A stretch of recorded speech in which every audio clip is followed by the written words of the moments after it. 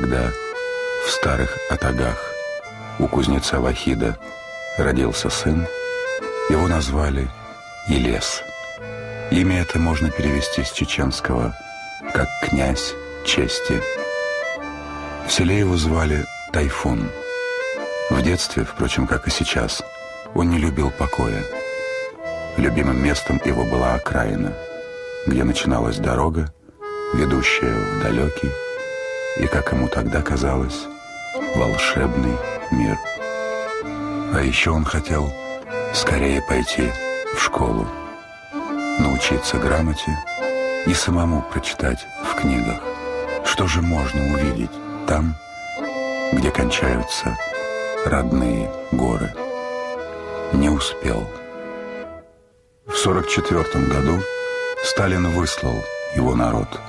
Большинство мужчин было на фронте, а на чужбину угнали женщин, стариков, детей. 459 486 человек за одну неделю. Много лет спустя Илес узнал, что организаторы этой операции были награждены боевыми орденами. Бой шел, мне кажется, дней 60. Он останавливался лишь для того, чтобы вынести умерших. Мы даже не знаем, хоронили их или нет. У людей уже иссякли слезы. Они высохли. Не было больше слез. А дети ютились около буржуйки. Там было теплее. И ждали, ибо были голодные. Помню, на одной из остановок, до сих пор помню его имя, Муса, ворвался в вагон и принес с собой какую-то, как будто мохнатую вещь. Оказывается, он на остановке, на одной из остановок срубил горб верблюда.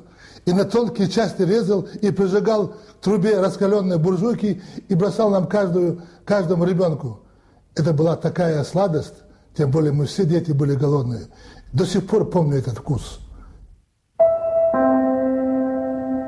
Это снимала я.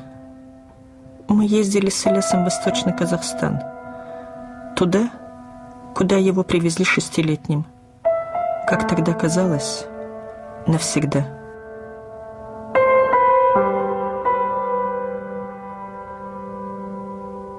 Я в тот раз приезжал, не было камеры, я просто хотел... Не было, так я тебе сказал, для что матери. Вахида я хорошо помню. Да. Девчонок я помню. Но, Усман-то жили здесь. Усман Мударов. Мударов. Зара, у них Зара была. Да, дочка Зара. А вот наших сестер, помнят моих сестер? Ну-ка, как называли вы? Малика, Малику мы знаем. а Яху и Яха. Яха тоже знаем. Это вот они играли с девчонками.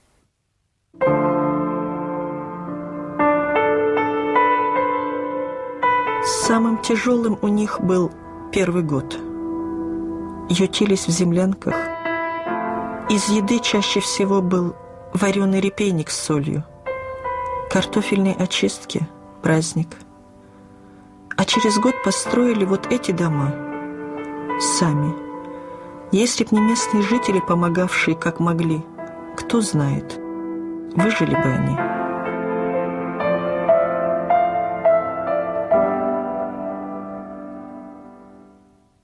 Везде есть добрые люди, нет плохих народов. А начальство, у них была установка. Нельзя было поступать в институт, нельзя было учиться, нельзя было поехать из одного села в другой даже к родственникам. Все запрещалось. Но была и дорога, по которой мы приехали, в чужой край. И была надежда на эту дорогу. Там за этой дорогой был огромный мир. Мир неизведанный, мир таинственный. И еще было кино. Тарзан – любимый герой мальчишек тех лет.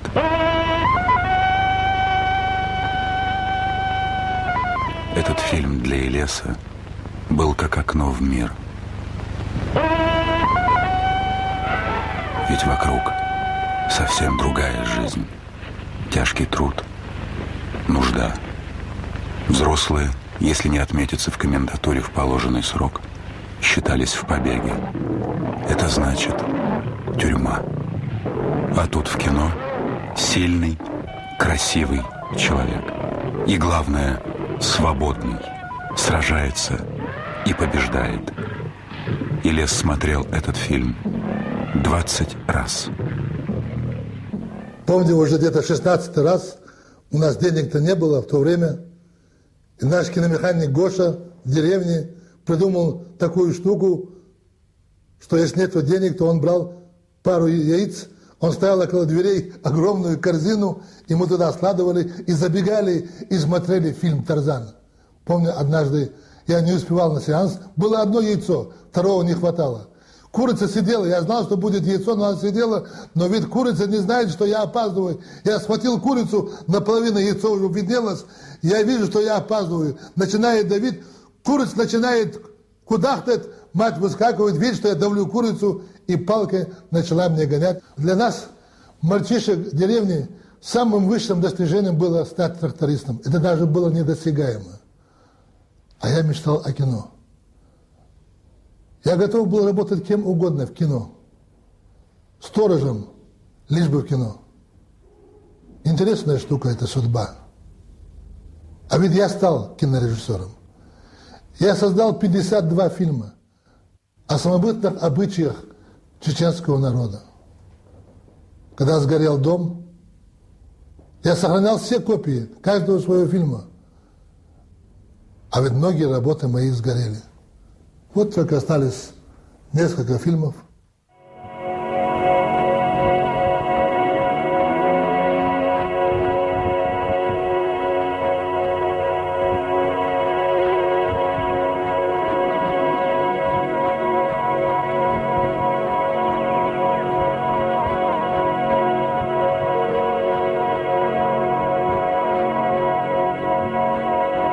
Я понимаю, что я сочинял свои фильмы.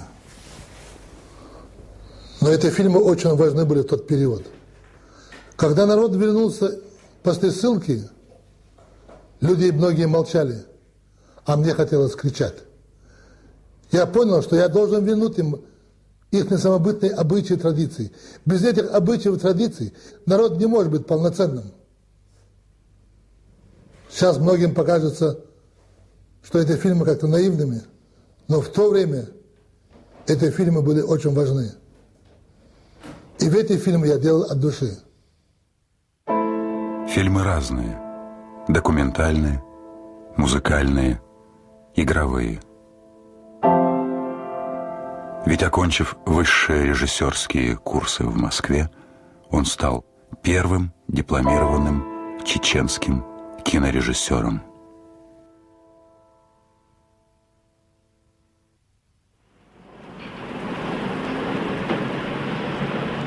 Это фрагмент из фильма Татаева о Грозном. Прошлое и будущее. Они живут рядом. Сегодняшним 20-летним, наверное, очень трудно представить, каким был Грозный лет этак 60 тому назад. Как трудно было представить в пору юности этого почтенного человека, что только число учащихся в высших и средних учебных заведений сегодня составило бы половину всего населения города начала века.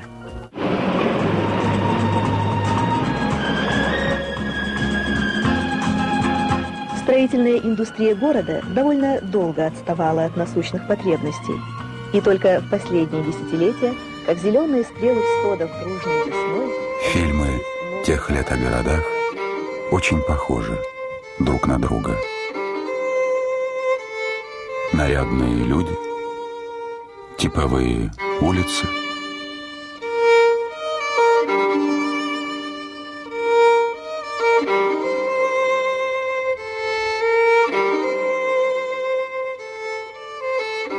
Но вот такого Грозного уже нет.